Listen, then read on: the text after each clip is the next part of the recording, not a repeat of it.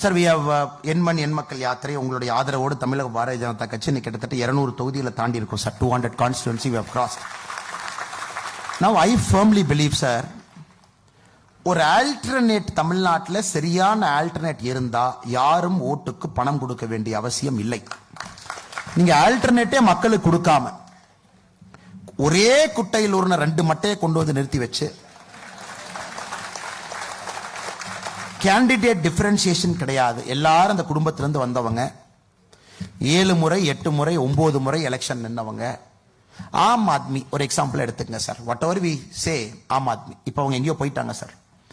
ஆம் ஆத்மி என்ன சார் பண்ணாங்க? Delhi Aravind Kejriwal went and stood against Sheila Dikshit. 25 years she never lost that constituency. He won by 30,000 votes.